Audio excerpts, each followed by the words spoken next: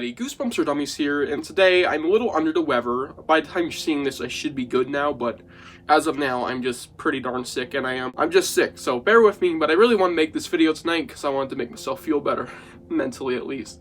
Because this book, what I'm going to be discussing today in particular about it, has been on my mind ever since I read it, I think late May. I think it was the final day of May earlier this year that I read it. And it has stuck with me because not only is one of my favorite kids' horror books of all time, I daringly say it's at least top 15 of the 400 or so I have read. I'm not even kidding. It is just one of the greatest endings. It bears it. I mean, one of the greatest endings I have ever read from a kid's horror book, and one of just the greatest put out endings ever, because it abides by all the best things you can do for an ending, and that is Deadtime Stories number 11, Nightmare on Planet X. The cover art is interesting. I don't know if I love it or I dislike it, or like it, or kind of love it. I don't know where I land on it, but I want to say straight off the bat, I really like sci-fi, so I was immediately, prone to this book, and I don't really like the Deadtime Stories series font, so I don't try to read the series as much because it doesn't work with my eyes well. If you want a little peek there, I just don't like the way it looks because it looks a lot taller than usual. It's pretty readable. It's nothing like super tiny, but I try to steer away from it. So I was kind of hesitant going in, but this has given me new light to go into this series. And before I even dive into the main point I'm bringing up here is the ending, and I will kind of like guide you guys towards that twist the way the book does. Before I dive in, again, I really want you guys to read this book if you can get your hands on it. It shouldn't be too pricey online. I was able to find it in real life. Of course, that was just pure luck. But please read this book if you haven't, but if you don't care, stick around. You might want to take notes if you're writing, because this book delivers one of the best endings I've ever seen, straight up. So let's dive in, starting off with my recap of the entire plot. I'll not be super in-depth in case you want to read it, but I will be giving full spoilers about the ending and how it works with the rest of the story. So yeah, spoilers ahead. The story starts off with our main character, Nikki, awakening in a hospital. Immediately, aliens. There are aliens around him, and he describes them as very pale beings with big eyes compared to his, and weird stones in their mouth, which could be their teeth. And they're described so weirdly. These beings seem to be overlooking him, and it is revealed since he starts to, this is the only thing in the book I don't quite get, he starts to understand their language, and not exactly speak it, but learn it. It is revealed from Nikki that he was in a plane crash with his parents, and that he was abducted during it. He is let out by an alien named Rachel, who has a string of beads around her, which could be a necklace for aliens. Rachel does not like what they are doing to him, and she thinks it's inhumane. Her father is actually the head scientist working on him, and they are going to experiment and dissect him, which is gross. Or at least that's what's kind of implied, is that they're going to do some, things no one would really like to him, probably involving surgeries and shit. So she lets him out and she tries to help him escape, to possibly get him to his home planet, or to just get him out of there. And in the process, they also let out his little sister, Zoe, who is also in there. They have to fight off a bunch of aliens, but they eventually get out this hospital/asylum-esque place, and they make their way to an elevator that is like glass, and it leads, you can see it to the outside, sorry. And this is where things are really weird. The grass is black, and there are car-like things they can use to drive around. There's like highways, or there are versions of it, and there's even like weird desert-like badlands out there. And it's very strangely described. When they get outside, they steal a car, and I believe it belongs to the alien girl's father, or at least the head scientist. The head scientist, who is her father, the evil one, is named the Ickle Man.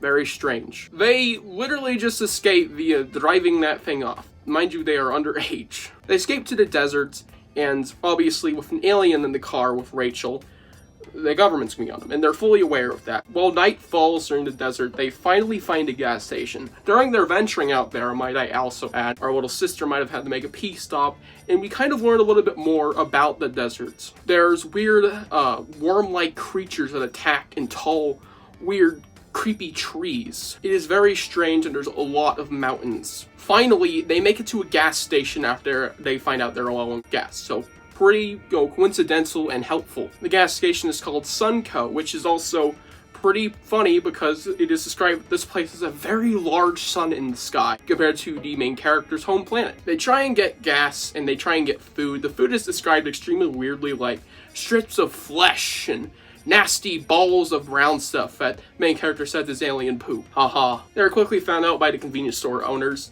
and the cops are called, or at least these aliens versions of the government, and there may or may not be a little of a fight off, and eventually the main characters get away for a few minutes, and then they are actually caught. I forgot to mention this, they were heading towards their grandmother's house, because this child's grandma may or may not be some kind of secret agent in this world. Strange, but whatever. Our main character wakes up after being abducted by the government of this planet and is about to have, the bad stuff happen to him, possibly gonna get cut up. And then he gets saved by Rachel's grandma, the alien. Rachel's grandma fights off the Ickle Man, and they all escape. And then, they are abducted by aliens. This is where the twist ending comes in.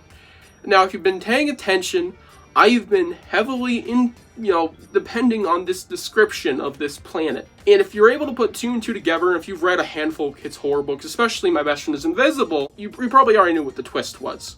The main character was the alien. The twist is, this was the human planet. This is our planet. Black grass, that's just concrete. They were in a parking lot, that's what they were looking at. The sun in the sky, it's just our sun, because in comparison to their planet, which we know nothing about, it's huge. The eye thing, how the aliens have big eyes. This is kind of what they're described to look like, a bit paler, big eyes. Also, I forgot to mention they have weird looking things sticking out of their head. That was hair. Our eyes look big to the alien because the alien's eyes are extremely tiny. And so on and so forth. Gas station food looks so weird because candy looks weird. If you really think about it. The desert, yeah, those were cactuses and snakes. It's just an insane plot twist when you really think about it. Because unlike a very similar book, because spoiler alert for My Best Friend is Invisible, unlike to that ending, the main characters were aliens the whole time. However, this one did it better for one particular reason. The ending was hidden in plain sight the entire book. And this is one of the greatest endings you can pull off. If you're able to make an effective ending that has the twist hidden from the very, very get-go, in plain sight, almost in every page in this book, I'm not even kidding, there's almost a weird description every other page, then you've got gold. And for me, when I read it, I did not call it. I put it in my head that maybe the ending is they're aliens, main characters, because that's happened so many times in kids' horror, not just aliens. The main characters are monsters. I can name 10 books where they do that, or the main characters are revealed to be monsters to themselves because they don't know it, like a puberty allegory. There's none of that here. That ending has been done so many times, but the fact that this added a brand new flair to that by hiding it throughout the entire story, almost on every page, right under your nose, is insane.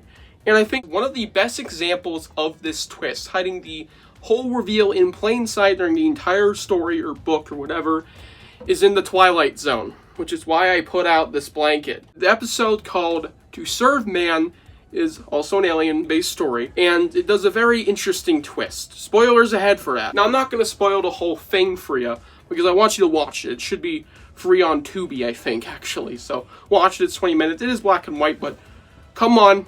Let's not be brain rot. It's very good. The basis of that episode is these aliens arrive on Earth, and they have this book titled To Serve Man, the title of the episode.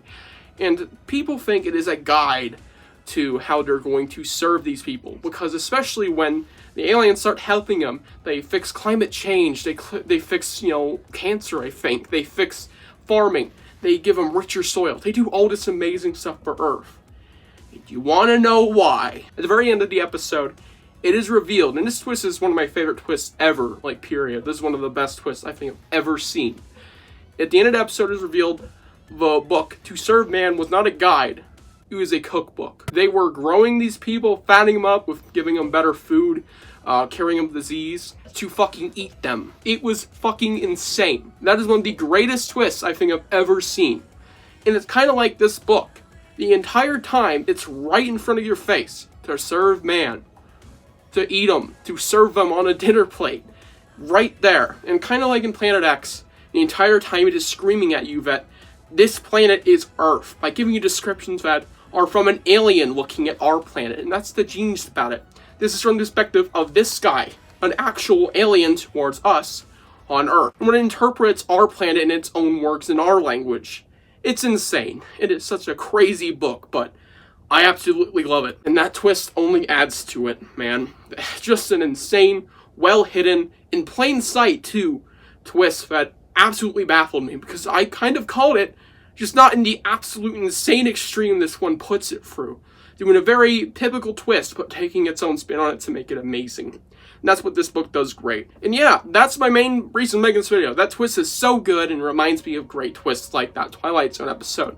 But it also takes that original twist idea that the main characters are the monsters and just tips it on its head by making it even more obvious, whilst making it even more hidden. It's amazing. Absolutely love it. And there's also other reasons I love this book I want to bring up briefly. I think this is a very good, action book. The whole alien getaway idea behind this thing, kind of like Paul, that movie about an alien with two guys in an RV.